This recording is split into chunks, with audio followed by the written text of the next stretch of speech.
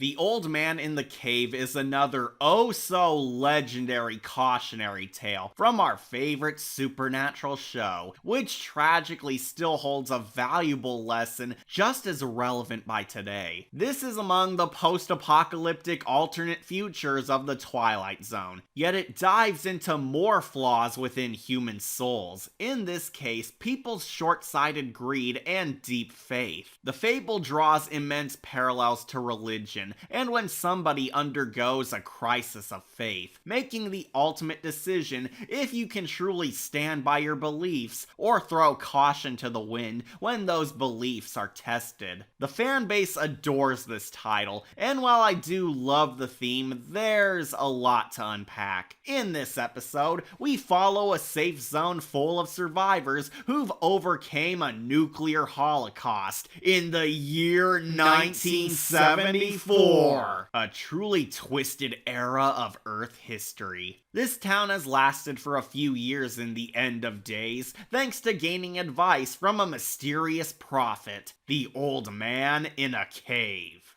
Oh, that's why they call it that.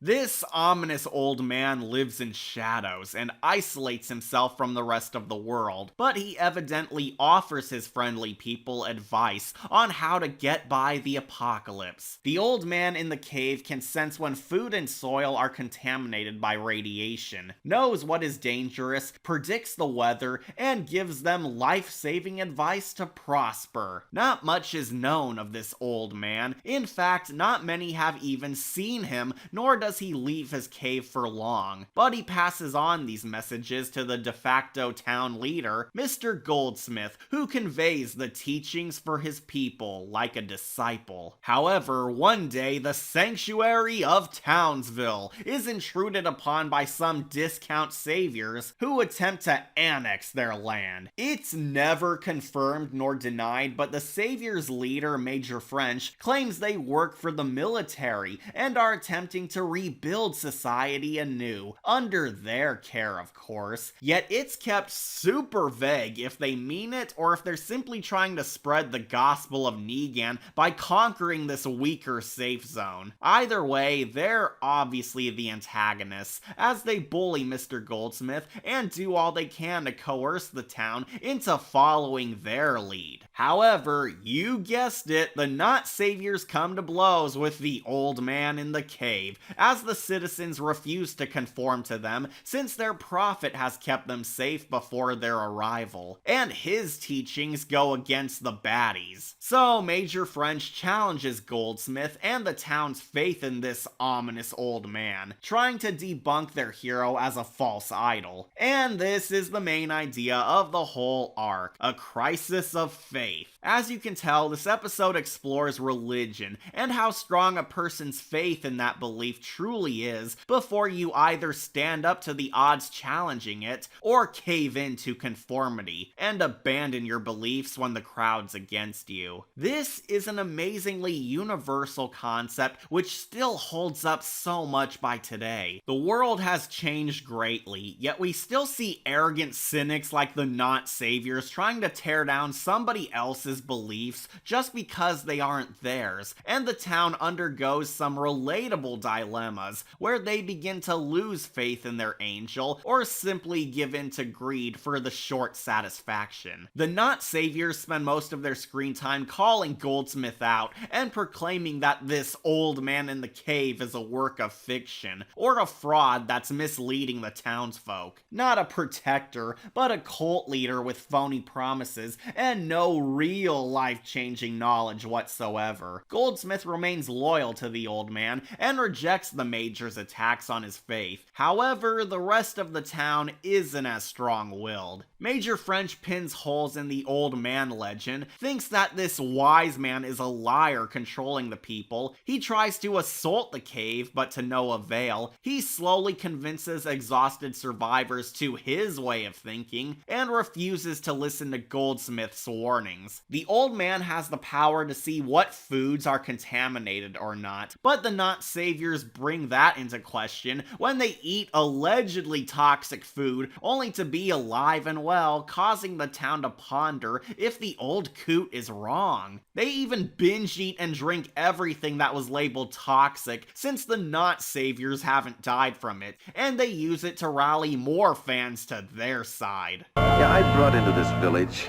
the first square meal that any of these people have had in 10 years. You came as intruders. Now you're murderers. Because Goldsmith has no solid proof to back him up, he falls out of favor with the town each passing day, until he stands alone against the not saviors preaching that religion is for losers. James Coburn is pretty much the main protagonist of this fable, but he does a rather stupendous job at this dethroned Christ-like leader who sticks by his morals and faith even when the Major raises valid points against him. The guy never smiles once in this, and acts so sage-like, as he sees right through the not saviors as who they are. A bunch of bullies who want their safe zone's benefits, and are only going after their old man because they need to tear down their sole omen of hope. He cues you in, huh? He tells you what's poisonous, what's radioactive, that whole bit? As long as he's alive, we'll be alive. The dude playing Major French is pretty great as well. Even though he's basically an idiot bully, the episode does make him represent opposing voices, and a personification of negative worldviews, because he simply refuses to believe this old man's a hero. There is no old man in the cave. He's a lie. He's a concoction. Nobody's seen him, nobody's heard him. Nobody knows who he is or where he's from. You made him up. There's a very compelling mystery too, as when we aren't getting the religious persecution metaphors, the old man is heavily built up to, and the Major's desire to crack the cave open really make you wonder what's really in there. I was genuinely loving this episode since it has so many fantastic elements, intense conflict, and interesting ideas. Unfortunately, I do have criticisms, and it all exploded out of me during the final act. Eventually, everyone turns against Goldsmith and his blind faith in the old man, to the point where the not saviors are allowed to bully him and threaten his life, where at last he takes them inside the cave, revealing that our wise man is actually a computer!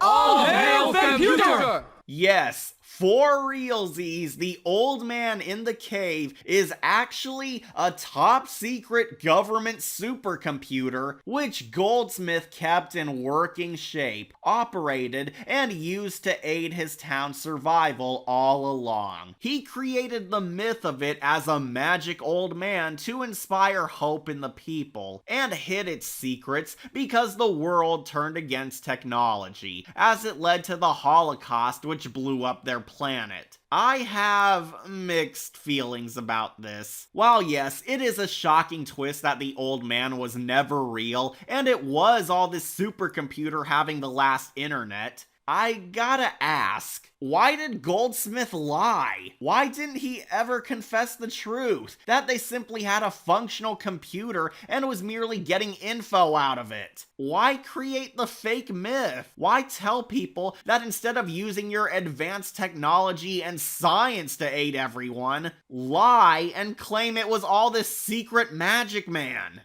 Why? The episode doesn't spell it out, but it's implied that society hates technology now because it's what caused the war that ruined their world. But it's not elaborated on, and brings Goldsmith's ethics into question, since he really had zero reason to fib for decades when the truth could have been just as effective. Like, I get it, the moral is about not questioning your faith, but it spawns so many plot holes, raises questions, and kind of brings our hero in a negative light. He had no reason to lie, and it kind of harms the loyal faith argument when that faith is phony. Also, what the heck is even powering that ginormous machine if there's no energy grid anymore? Nothing outlasts the Energizer battery. It keeps going and going. Oh, okay. But that still doesn't justify this guy's idiocy. This issue absolutely shot this episode's chances at a perfect score down for me. I don't think Serling thought it through, and some may interpret this twist in wrong ways. While the episode's persecution theme was on point, it makes the good guy less good since his lies cause more problems than solutions. Speaking of which, this causes the townsfolk to completely turn against him because Goldsmith kept this secret from them. Where, surprise, surprise, the not-saviors win the unstable crowd over and convince them to stone the computer to death. The whole town abandons faith and the device that saved them out of short-sighted anger and give in to the not-saviors who convince them that this deception held them back. But we get to our twist ending. The next morning, the town learns too late that the old machine was right. The food and drinks were poison, and everyone died. The end.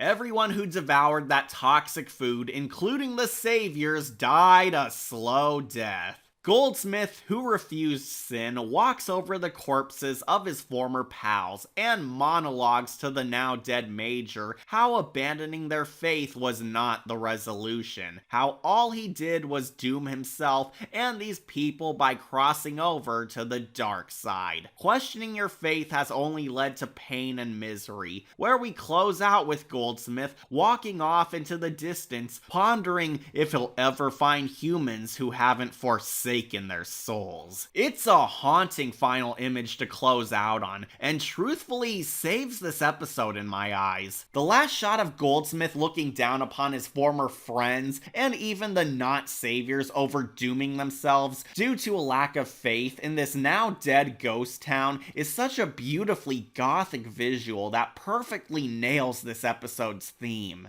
We talked about the ways that men could die. We forgot the chief method of execution. We forgot faithlessness, Major French. Maybe you're not to blame. Maybe if it weren't you, it would have been someone else. Maybe this has to be the destiny of man. I wonder if that's true. I wonder. I guess I'll never know. This episode's not perfect, nor is it a pure icon, but for what it wants to say, it does a pretty grand job at it. Around this time, the great Rod Serling was hitting it big as a star celebrity, which resulted in the Twilight Zone's quality diminishing, particularly in seasons 4 and 5, as Rod was going off into other things. However, there are rare gems like this which clearly had his quality and intelligent ideas still within a rushed script. The central theme of people questioning faith, giving into vices, following the crowd, and taking a stand for your own morals even against impossible odds against you truly save this episode and demonstrate why fans consider the Twilight Zone an epic masterpiece in spite of some goofy or poorly thought out moments. I do hold issues with the computer twist and why Goldsmith lied, yet this episode totally atones for it thanks to the heavier drama going on, the hard truth on human beings acting flawed, and the moral on how your beliefs help you persevere in your darkest hour. There's such sights to behold: a cool setting, strong acting, clever writing, brutal dread, harsh lessons, inspirational themes, and a twisted ending. There's a small percent of bad and confusing stuff that doesn't fully add up, but I can still recommend it as a solid cautionary tale on why faith in something noble remains vital. So I grant this machine a gold skull. It barely wins me over, mostly thanks to that disturbing endnote, but the old man in the cave is a mystery worth logging on to. Always remember, kids, that even at the end of the world, Energizer batteries can keep those computers fully functional.